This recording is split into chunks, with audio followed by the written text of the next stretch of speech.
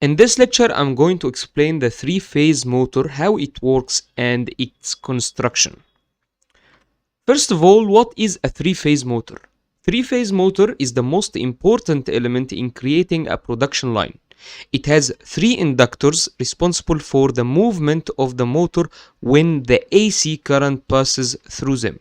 So first of all, the three-phase motor is the most important and used element or device to control and create a production line. Okay, so that means that the three-phase motor in an industrial world, we use the three-phase motor because the three-phase motor give us a very high power and very high force to control and to move a production line or assembly line.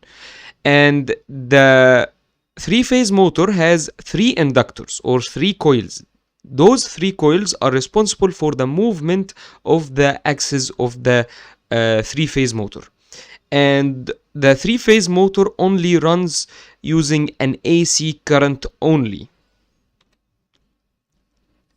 Three-phase motor connection. Three-phase motor has 6 pins that connect 3 inductors. Each inductor has 2 pins. U1, U2, V1, V2, W1, W2. Each of these 2 pins connect one inductor. We connect the motor in star connection or in delta connection. Each connection has its specs. So that means that the three-phase motor has 6 terminals.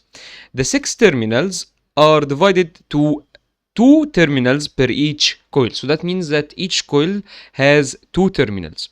So the 6 terminals are the terminals that we connect to supply the motor with three-phase lines. Okay, so as you can see, each coil has 2 terminals. Their name are, the first coil has 2 terminals. Its terminals are U1 and U2. The second coil has 2 terminals. The 2 terminals has names of V1, V2, and the third coil are W1 and W2, etc. Okay, so to connect the motor, we have 2 connections that we have explained in the previous lecture. Those 2 connections are star and delta. So star connection, as you can see in this image, we have the 3 coils, and between those 3 coils there is one node in common, and the other terminals are connected to the 3 lines or the 3 phase. So as you can see, if we applied that into the motor, this is what the box of supply or the box of the 6 terminals that is installed in the three-phase motor looks like. So as you can see, these are the 6 terminals, and as you can see, those are the 3 coils. Those are 3 coils are connected inside the motor this way. So as you can see, the arrangement of the pins, as you can see, U1, V1, W1, W2, U2, V2. So if we want to connect the star connection, we are going to connect that using some kind of bars. So we are going to connect all W2, U2, V2 together, okay, using bars and screwdrivers, okay. And after that, we are going to connect the U1, V1, W1 to L1, L2, L3, or the 3 lines or the 3 phases that we connect to supply the motor. In the delta connection, we connect the 3 coils like this. As you can see, we connect the U1 with W2 and V1 with W2 and W1 with V2. After that, we connect the U1, V1, W2 to the lines or to the 3 lines. As you can see in this image, we applying this image but in a more practical way in the box of the 6 terminals of the motor. So that means that, as you can see, we connect the U1 with W2. In this image, we connect the U1 with W2. After that, we connect it to the R line or L1. As you can see, that what we have done in this first line, or in those first two pins. Okay, and the second pins we connect the V1 with U2, as you can see in this image. So right here we connected the V1 with U2 using this bar. After that we connected to the S line. Then we connected the W1 with V2. After that we connect them to the T line. So as you can see, we have connected W1 with V2 using the bar. After that we connected to the T line. So, and we have learned also that each of these connection, the star connection or the delta connection, has its specs. We know that the star connection gives the motor low voltage but very high current. So that means that the motor will run with low speed but high force. And in the delta connection, we know that we give the coil high voltage but low current. So that means that the motor will run with very high speed but low force. The difference between star and delta connection.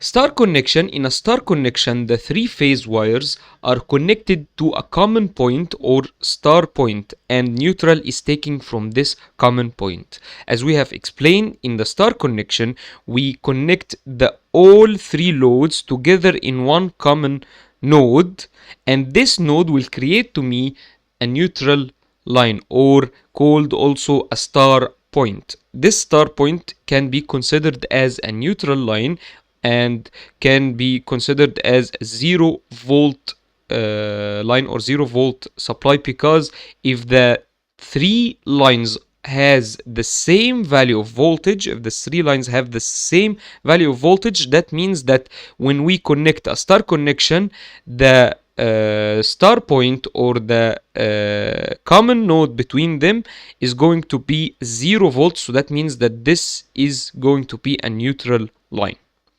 Due to its shape, the star connection is sometimes also called as Y, okay, or Y connection. It supplies low voltage on the inductor for the motor, which gives the motor low speed but high force because of the high current that the star connection is supplying. The delta connection. In a delta connection, there are three wires for distribution, and all the three wires are phases, non-neutral in the delta connection. Because there is no common node between all three load, that means that there isn't any neutral line taken. Okay, so that means that no star point in the delta connection, obviously. Okay, the following image shows a typical delta connection. It powers the inductor with high voltage, so the motor will have high speed but low force because the current is divided between those two loads the same way in the other loads. So that means that the current is going to be low value, so that means that there is low force. Motor construction. Three-phase induction motor is constructed from two main parts, namely the rotor and the stator. So first of all, let's take a look of the stator. The stator, as its name indicates, stator is a stationary part of induction motor. A stator winding is placed in the stator of induction motor and the three-phase supply is given to it. So as you can see, this is the motor from side. We have right here the stator. The stator is the stationary part, or the part that doesn't move, as you can see. And this stator has those bars. Those bars has the coils wounded around them. Okay, and after that we have also these bars called poles. So in this motor we have 6 poles. Okay, each two poles has one coil. So that means that we have learned that the motor has 3 coils. Okay, so that means that each 2 poles is connected in one coil. After that, we have the second part. The second part is the rotor. The rotor is a rotating part of induction motor. The rotor is connected to the mechanical load through the shaft. So as you can see right here, we have a rotor. The rotor is the rotating part, or the part that does move in the motor. Okay, and the rotor has a magnet. This magnet create a repulsion between the natural magnet of the rotor and the magnet that is created by the wounded or the coils in the poles. So when a repulsion is created, that will cause a movement to the rotor of the motor. Motor connection. The motor has 3 inductors. Each inductor has 2 poles opposite to each other. Okay. In this image, as you can see, is more detailed than the other image. We have right here 6 poles. Each 2 poles is connected to one coil. Okay, as you can see, the red coil right here, or the first coil is connected to this pole and the other pole. So as you can see, this coil is connected to 2 poles, and these 2 poles are opposite to each other. The same way with the second coil, the yellow coil. This yellow coil is connected to 2 poles, and these 2 poles are opposite to each other. The same thing, the same concept to the third coil. The 2 ends of each inductors are connected to 2 pins in the terminals. In the terminal box that we have seen in the previous images, and also in this image, as you can see, this is the terminal box. So that means that this is the connection of the coils inside the motor. So the terminal box right here is connecting the coils that are wounded around the poles to 6 terminals. Those 6 terminals, we connect them in a star connection or delta connection to supply the motor with the 3 phase that we want to supply to. Okay, and we have known the characteristics of the star connection and delta connection. The two ends of each inductor are connected to 2 pins in the terminals box, which are connected afterwards in star or delta connection, as we have explained.